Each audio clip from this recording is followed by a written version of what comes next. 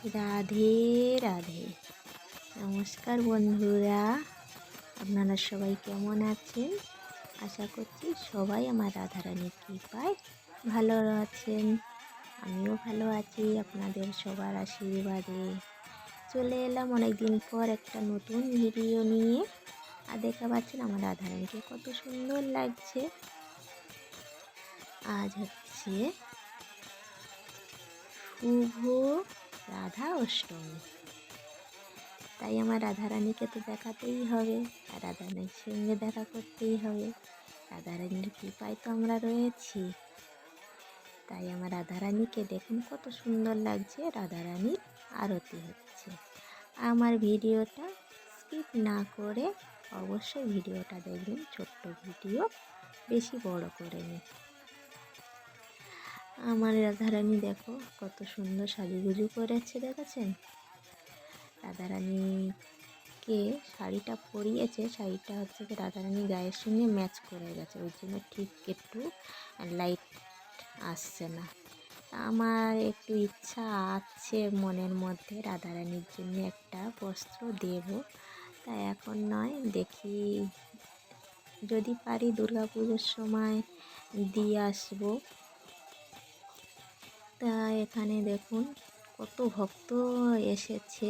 এটা হচ্ছে গৌড়ীয় মঠ, আমাদের গ্রামে হচ্ছে কি মন্দিরটা হয়েছে ভক্তদের জন্যে। এটা হচ্ছে কি একটা জমিদার বাড়ির উঠান। জমিদাররা তো কেউ নেই, তা অনেক জমিদার বাড়ি শুধু ভূতের বাসা হয়ে পড়ে রয়েছে, কিন্তু আমাদের এখানে ভক্তদের জন্যে জমিদার বাড়ির উঠানটা ছেড়ে দিয়েছে। তাই এখানে ভক্তদের আনাগোনা তো প্রত্যেকদিন লেগেই থাকে, আর প্রত্যেক একাদশীতে কিন্তু এরকমই ভিড় হয়। কেননা এখান থেকে তো মায়াপুর অনেক দূর, অনেকে তো যাওয়ার তো সুযোগ পায় না, সবার ভাগ্যে তো আর থাকে না যে মহাপ্রভুর দেশে ঘুরতে যাবে। তা আমার খুব ইচ্ছা মহাপ্রভুর দেশে যাওয়ার ইচ্ছা আছে, বৃন্দাবন যাওয়ার আছে, রাধারানীর জন্মস্থানে যাওয়ার আছে। তো রাধারানী কবে কৃপা করবে জানি না, তা অনেক দিনের মনের স্বাদ। রাধারানী হয়তো একটু একটু করে কৃপা করছে, তাই এই বৈষ্ণবদের সান্নিধ্যে আসতে পেরেছি, একাদশীতে আসতে পারছি। এটা একটা মনের আনন্দ, রাধারানীর কৃপা হচ্ছে একটু একটু করে। তাই বৈষ্ণবদের এই সাথে এখানে হরি নামে যুক্ত হতে পেরেছি, এটা একটা সৌভাগ্য। অনেকে ঘরে বসে থাকলেও, কাজ না থাকলেও সবার ভাগ্যে থাকে না হরি নামে মঞ্চে যাওয়ার মতো। তা রাধারানী কৃপা করেছে বলে আমি যেতে পারছি। আর এই শুভ রাধা অষ্টমীর দিন এত ভক্তদের ভিড় হয়েছে। এখানে ভক্তদের প্রসাদ সেবা হয়, একাদশীতে তো হয়, প্রত্যেক একাদশী ভক্তদের এখানে প্রসাদ সেবা দেওয়া হয়। তাই জন্মাষ্টমী আর রাধা অষ্টমীর দিন প্রচুর ভিড় হয়। তা জন্মাষ্টমীর দিন আমি তো আমার বাপের বাড়ি গিয়েছিলাম, তাই জন্মাষ্টমীর দিনে মন্দিরে যাওয়া হয়নি, তাই ভাবলাম রাধা অষ্টমীর দিনে একটু মন্দিরে যাই। সেই ঘরে বসে থাকবো, মন্দিরে যাওয়াবো, যে কত ভক্তদের আসা যাওয়া, কত আনন্দ, বৈষ্ণবদের সাধু সঙ্গ, সৎসঙ্গ, এগুলো একটা ভাগ্যের ব্যাপার থাকে। তা দেখো কত ভক্তরা আনন্দ করছে, এদিকে বৈষ্ণবরা হচ্ছে কীর্তন করছে, আর এক সাইডের দিকে ভক্তদের সেবা দেওয়া হয়েছে। কেননা জল বৃষ্টির সময় মানে ভক্ত যত ওদিকে সেবা করে নেবে তত ভালো। কখন বৃষ্টি চলে আসবে, প্যান্ডেলটা খুব বড় করে করা হয়নি, কেন চারদিকে বৃষ্টি হয়ে তো কাদা কাদা হয়ে গেছে, ওই জন্যে প্যান্ডেলটা সব জায়গায় খুব ভালো করে করা হয়নি। তাও এক সাইডের দিকে ভক্তদের সেবা দেওয়া চলছে, আর এক সাইডের দিকে ভক্তরা এদিকে বসে রয়েছে। চারিদিকে এই যে বেলুন টেলুন দিয়ে সাজিয়েছে, কেননা আমাদের রাধা রানীর জন্মতিথি রাধা অষ্টমী। রাধা অষ্টমীর উপবাস করেছে, এখানে সব ভক্তরা আসে। দেখো, তা আমার মেয়ে ভিডিওগুলো বানিয়েছে, দেখো অনেক কেটে দিতে হয়েছে জানো তো, মানে এত বড় বড় ভিডিও বানিয়েছে, সব কেটে কেটে দিতে হয়েছে।